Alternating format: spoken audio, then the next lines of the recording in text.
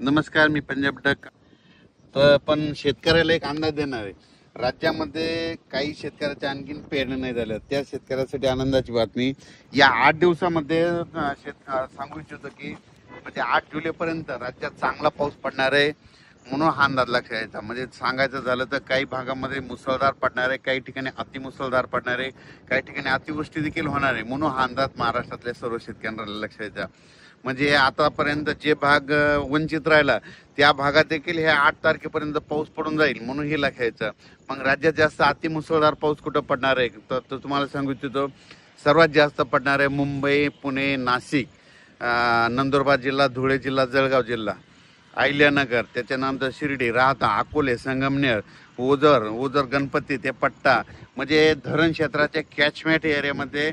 तसं ते पाऊस काय होणार आहे इकडं संभाजीनगर, कन्नड, सिल्लोड, सोयगाव, असा करत करत जळगाव, बुलढाणा, अकोला, अमरावती, अकोट, शेगाव, ह्या खामगाव हे पट्टा काय होणार आहे असा पडणार आहे. जालना जिल्हा त्याच्यामध्ये राहील, पण हे देखील सरकार लक्षात.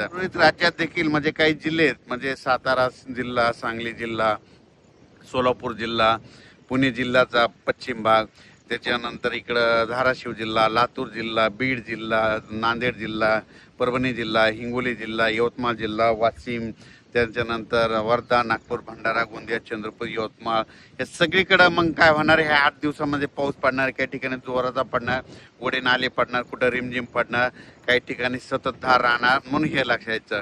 पण राज्यात मात्र तुम्हाला सांगू इच्छितो की जे जी पाण्याची जी टंचाई वाटत होती शेतकऱ्याला, पाणी टंचाई होणार आहे, दुष्काळ पडणार आहे, ते तसं काय होणार नाही. तुम्हाला सांगू इच्छितो, उत्तर महाराष्ट्रामध्ये जे धरणं येतात, तुम्हाला सांगतो उत्तर महाराष्ट्रामध्ये नंदुरबार जिल्हा, धुळे जिल्हा, नाशिक जिल्हा आणि त्याच्यानंतर अहिल्यानगर, जळगाव जिल्ह्याचे जे छोटे छोटे धरणं आहेत, या पावसामध्ये ते पाझर तलाव त्याच्यामध्ये भरून जातील, म्हणून हे लक्षात घ्यायचं. पण त्या व्यतिरिक्त तुम्हाला सांगू इच्छितो, निळवंडे धरण झालं, भंडारा धरा, त्याच्यानंतर गंगापूरचं धरण झालं. काय होणार आहे, इकडं उत्तर महाराष्ट्राकडे पाऊस पडणार आहे, गोदावरीला, नाशिककडे पूर येणार आहे, त्याच्यामुळे ते पाणी काय होणार आहे ह्या धरणामध्ये येणार आहे. ते धरणं जर भरले तर मग काय होतं, त्याच्या खालचे जे धरणं आहेत, मग जायकवाडी धरण हे, मग त्या धरणाचं पाणी त्याच्यात सोडतं, म्हणून शेतकऱ्यासाठी आनंदाची बातमीमध्ये पिण्याचा प्रश्न त्या त्या पट्ट्यातला मिटू शकतो, म्हणून हे लक्षायचं.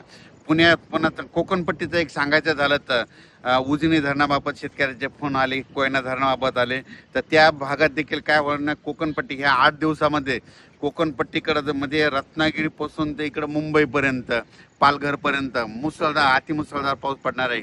कोकणपट्टी, घाटमाता, महाबळेश्वर, त्या पुणे त्या परिसरामध्ये. मग त्याच्यामुळे काय होणार आहे, जे कोयना धरणाचा जे कॅचमेंट एरिया पाऊस पडण्याचा, त्या एरियात पाणी पडणार आहे आणि कोयना धरणाला लगेच पाणी येणार आहे.